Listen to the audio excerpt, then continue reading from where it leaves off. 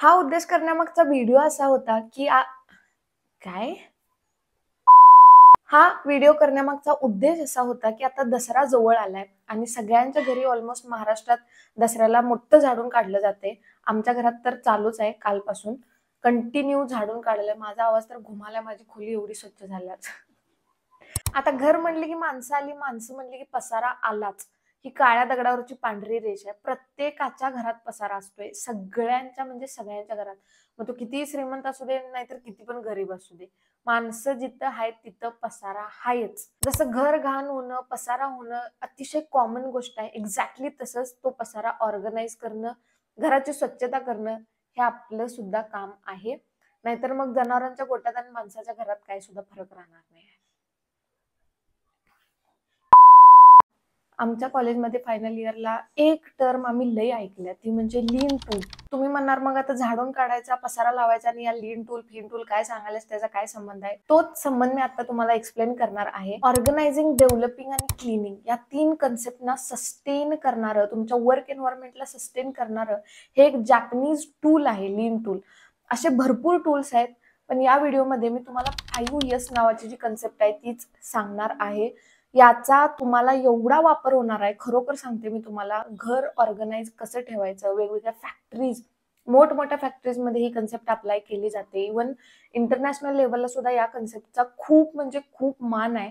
आणि मी गारमेंट इंडस्ट्रीमध्ये असताना याच्यावरती वेगवेगळे प्रोजेक्ट सुद्धा आम्ही केलेले आहेत. या काय सगळ्या कन्सेप्ट आहेत आणि याचा घरगुती आपल्याला कसा फायदा होणार आहे तेच मी तुमच्यासोबत शेअर करणार आहे. अगेन हा सुद्धा व्हिडिओ बाकी व्हिडिओसारखाच अतिशय इन्फॉर्मेटिव्ह आणि इंटरेस्टिंग सुद्धा असणार आहे, म्हणून शेवटपर्यंत पाहायला अजिबात विसरू नका. ओके, जसं मी सांगितलं की मी एक फॅशन स्टुडंट आहे. आम्ही गारमेंट इंडस्ट्रीत जेव्हा इंटर्नशिप करायला गेलो होतो तेव्हा एक कन्सेप्ट आहे तिथं. प्रत्येक गारमेंट इंडस्ट्रीत पर्सनली मी तिथं काम केले त्यामुळे तिथलं मी बघितले, बाकीचं मला एवढं माहिती नाही. एक गॅन्ट चार्ट नावाची एक कन्सेप्ट आहे, अतिशय सोपे आहे. त्यामुळं सगळ्यात पहिली टिप आहे ती म्हणजे प्रिपेअर युअर गॅन्ट चार्ट. यामध्ये ऍक्च्युली काय करायचं असतं, डाव्या साईडला इथं टू डू लिस्ट लिहिलेली असते, म्हणजे मला एक्झॅक्टली काय काय काम करायचे ते काम व्यवस्थित लिहिलेले असतात.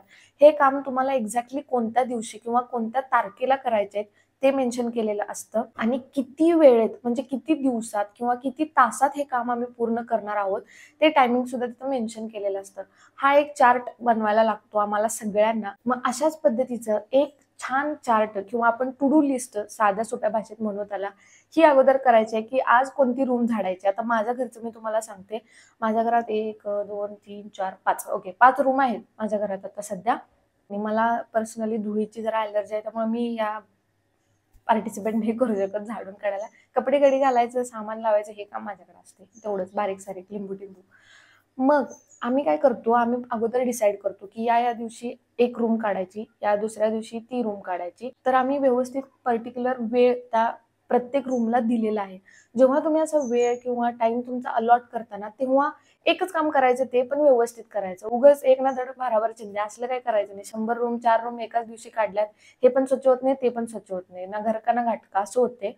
म्हणून व्यवस्थित प्रत्येक रूमला अगोदर टाइम अलॉट करायचा की या दिवशी मी हे काढणार आहे, त्या दिवशी मी ती रूम झाडून काढणार आहे. आणि जेव्हा तुम्ही हे time list, to do list, तुमचा गॅन्ट चार्ट तयार करता तेव्हा तुम्ही सेकंड स्टेपसाठी प्रिपेअर आहात असं समजायचं. मग सेकंड स्टेप काय आहे, divide your big work into smaller parts. आता हे जे आहे ते आम्ही खूपदा वापरले, इव्हन आमचे प्रोजेक्ट्स करताना, कॉलेजमधले किंवा आमच्या कंपनीजमधले प्रोजेक्ट्स करताना ही कन्सेप्ट खूप जास्त वापरली जाते. कधी कधी काय होतं, आपल्याला वाटते की मोठं काम आहे ना, असं करतो मी एकटी करणार. या सगळ्या गोष्टी अशा होत नसतात, बोलून सगळ्या गोष्टी होत नसतात. आपल्याला ऍक्च्युली तिथं आपला वेळ द्यायला लागणार आहे, आपलं काम तिथे जाणार आहे, आपले एफर्ट्स त्यामध्ये घालायला लागतात. आणि त्यात एंड रिझल्ट जर चांगला आला तर ठीक, जर एंड रिझल्ट बिघडला तर आपला मूड सुद्धा त्या पद्धतीनं बिघडतोय. म्हणून काय करायचं, जे मोठं काम आहे त्याला लहान लहान लहान पार्टमध्ये डिवाइड करायचं. मी एक्झाम्पल सांगते तुम्हाला. आता माझ्या रूममध्ये वरती लाफ्ट आहे, ओके. लाफ्टला आमच्या दरवाजे वगैरे काहीच नाही, आम्ही ओपन लाफ्ट कन्सेप्ट ठेवलेली आहे. कारण आमचं असं म्हणणं आहे की जर दरवाजे बंद झाले तर आत आपण कसा वाटेल तसा पसारा टाकतोय. झुरळ झालेले असतात, किडे झालेले असतात, जाळ्या झालेल्या असतात, काही सुद्धा लक्ष नसते, कारण बाहेरनं त्या गोष्टी चांगल्या दिसत असतात. म्हणून आम्ही मोस्टली सगळे लाफ्ट आमच्या घरातले ओपन आहेत, मोकळे आहेत. मग जरा जरी इकडे तिकडे झाले की आम्हाला कळते यार लईच पसारा वाढालाय, कसं तर चांगलं दिसेना झाले, झाडून काढायला पाहिजे, जाळ्या झाल्यात, हे आपल्याला लगेच व्हिज्युअली कळते. एक तर रूम एक पर्टिक्युलर डिसाईड करा. रूम मध्ये काय काय गोष्टी असणार आहेत. एक तर तुमचं अंथरूण धुवायचं असतं, बरोबर. त्यानंतर वरती लाफ्टवरचा पसारा एक खूप मेन मुद्दा आहे, तो लाफ्टवरचा पसारा काढायचा असतो. आणि तिसरी गोष्ट असते ती कपाटातला पसारा काढायचा असतो. एकाच दिवशी एका तासात तुम्ही या सगळ्या गोष्टी करू शकणार आहे काय? अजिबात नाही. मग तुम्ही काय करू शकता, पहिल्यांदा लाफ्टवरचा पसारा काढायचा, ते सगळं व्यवस्थित झाडून काढायचं. You can take break after that. Break घ्यायचा, निवांत चिल मारायचं, जेवायचं, खायचं. आणि एकदा धूळ झाडून झाली मग त्यानंतर तुम्ही छान फरशी वगैरे पुसू शकता. या सगळ्या गोष्टी झाल्यानंतर कपाट कधीही काढलं तरी चालतं, कारण कपाटाच्या आत कपडे जिथं आपण ठेवतोय तिथं काही किड वगैरे जाळ्या भरमसाठ पडलेल्या नसतात, कारण आपण रेग्युलर त्या गोष्टीच्या टच मध्ये असतोय, रेग्युलर वापरत असतोय, म्हणून ते एवढं घाण झालेलं नसते. आता लाफ्टवरच्या ज्या गोष्टी आहेत त्याच्यावरती धूळ पडलेल्या असतात म्हणजे ते घाण झाले.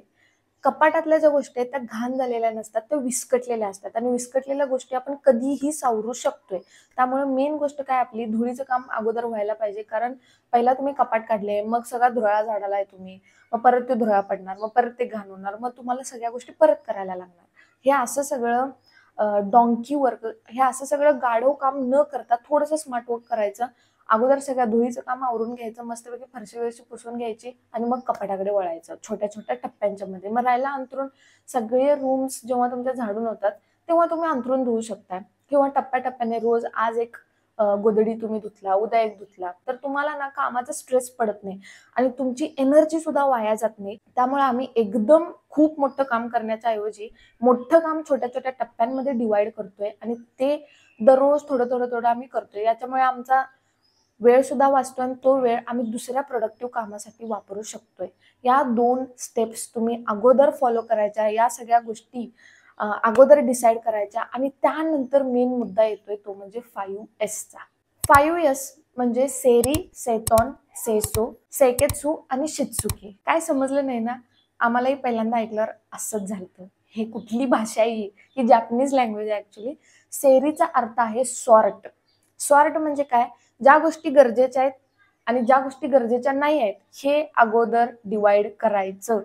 आमच्या घरात या गोष्टीवरनं तांडव होतोय, तांडव कधी कधी.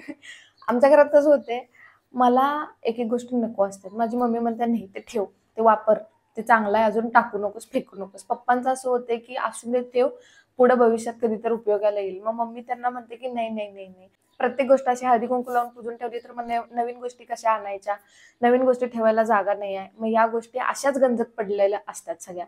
मग आपल्या या विचारच जुळत नाहीत की बाबा ही गोष्ट ठेवायची आहे की टाकायची आहे, गरजेची आहे की नाही गरजेची आहे. यावेळी तुम्ही एक टेक्निक वापरू शकताय. बऱ्याचदा असं होते की आपल्याला कळत नाही आपल्याला काय एक्झॅक्टली पाहिजे, म्हणजे काय गरजेचं आहे. पण तुम्हाला 100% माहित असते की मला काय नको आहे, कोणती गोष्ट नको आहे. जर तुम्ही मला काय पाहिजे हे विचार करत जर स्वच्छता करायला चालू केला, तुम्ही एक सुद्धा गोष्ट फेकून देणार नाही. मी गॅरंटी देऊन सांगते, एक सुद्धा गोष्ट फेकून देणार नाही. त्याचं लाईव्ह उदाहरण मी माझंच सांगते तुम्हाला. 10वी होऊन 6 वर्ष झालेत, माझे 7वं वर्ष चालू आहे. माझं इंजिनिअरिंग होऊन आता मला 1 वर्षभर झालं असेल. 10वीची पुस्तकं सगळी अजून माझ्या लॅपटॉपवरती होती आणि मी म्हणत होते की नाही यार आज नाही, उद्या बघू, ते असू दे, ठेव, लागल कशाला तर, उपयोगाला येईल कशाला तर. अरे बाबा माझी 10वी झाली, 11वी 12वी झाले, इंजिनिअरिंग पूर्ण झालं, आता आणि 10वीचा अभ्यास करून मी काय करणार आहे, काय करणार आहे. आता तांदळातले खडे बाजूला काढल्यानंतर स्वच्छ तांदूळ आपल्याला मिळणारच आहे. हो एक्झॅक्टली तसंच नको असलेला पसारा, नको असलेल्या गोष्टी बाजूला काढायच्या, म्हणजे तुम्हाला काय एक्झॅक्टली पाहिजे आहे ते आपोआप बाजूला होते. ओके, तर नेक्स्ट यस आहे म्हणजे 2 नंबरचा तो सेट ऑन. सेट ऑन म्हणजे काय, सेट इन ऑर्डर. आता आपण सेपरेट केल्यात गोष्टी की आम्हाला काय पाहिजे काय नको आहे.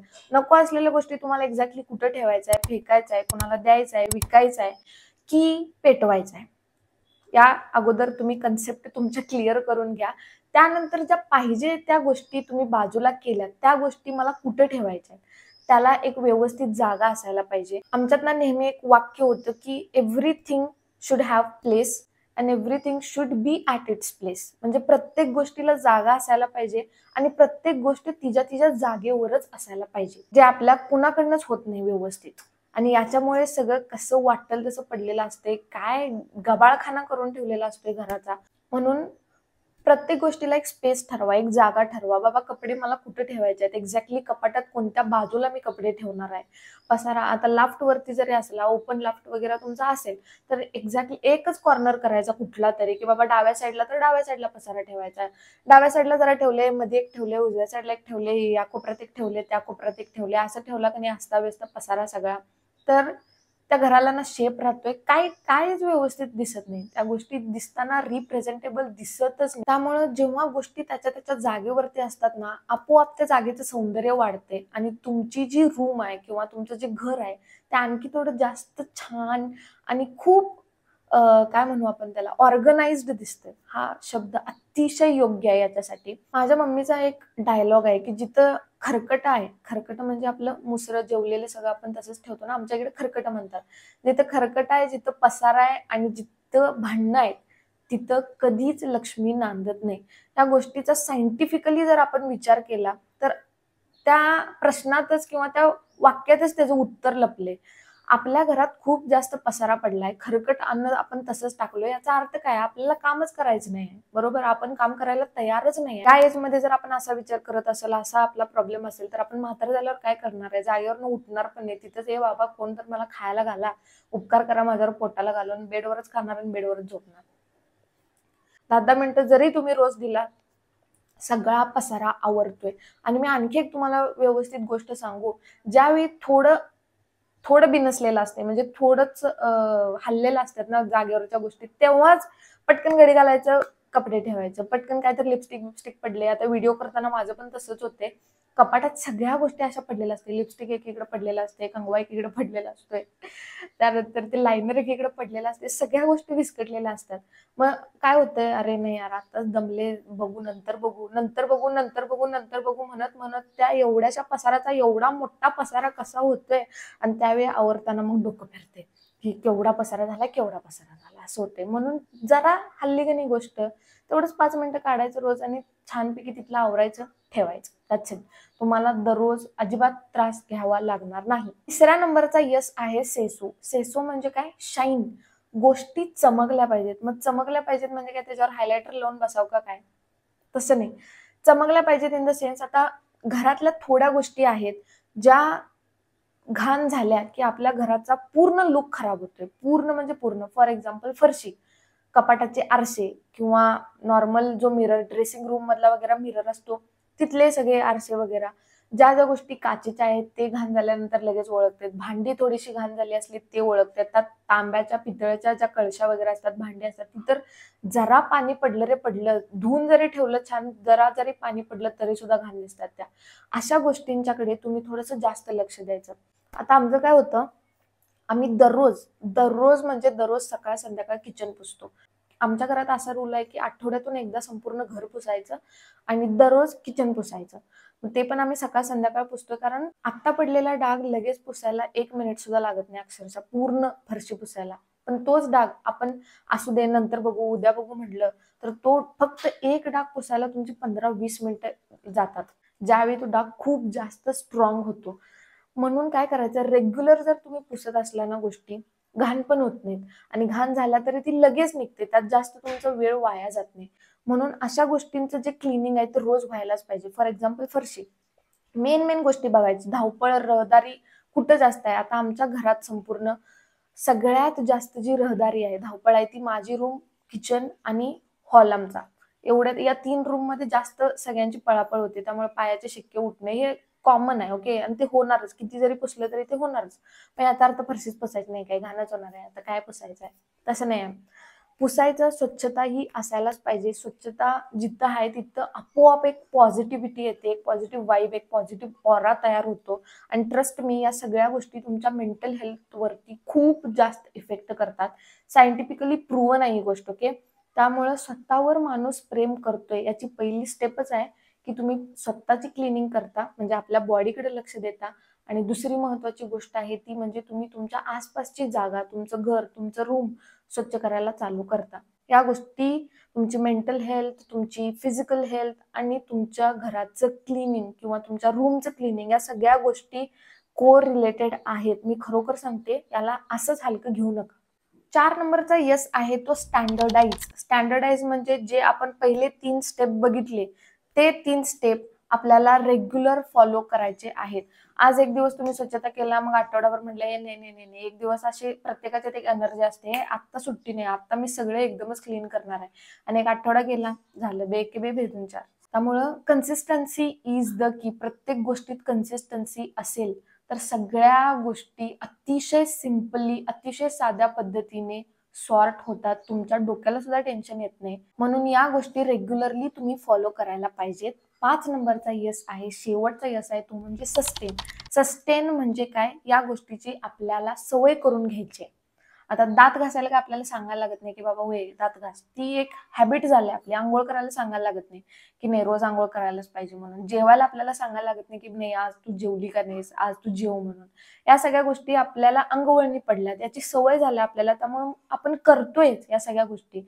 एखाद्या गोष्टीची सवय पडायला खरोखर खूप दिवस लागतात. खूप म्हणजे पहिले 2 आठवडे तर एवढा त्रास होते आपल्या बॉडीला, आपल्या विचारांना बदलायला. पण एकदा जर त्याची सवय लागली, तुम्हाला सांगायला लागत नाही की ही गोष्ट कर म्हणून. पण या सगळ्या गोष्टींची सवय लावून घ्यायची आहे. सवय मग कशी लावायची आहे? त्या गोष्टी करायच्या आहेत. आपलं मन ऐकू दे, नाही ऐकू दे, आपली इच्छा होऊ दे, नाही होऊ दे, जबरदस्ती का होईना, हा जो टार्गेट ठेवलाय ना, ही जी कन्सिस्टन्सी ठेवल्या, ती आपल्याला पूर्ण करायची आहे. आणि एक दिवस असा येतो ना, 2 आठवडे मी सुरुवातीचे गॅरंटी देऊन सांगते, चॅलेंज देते मी तुम्हाला, 2 आठवडे रेग्युलर करायचं.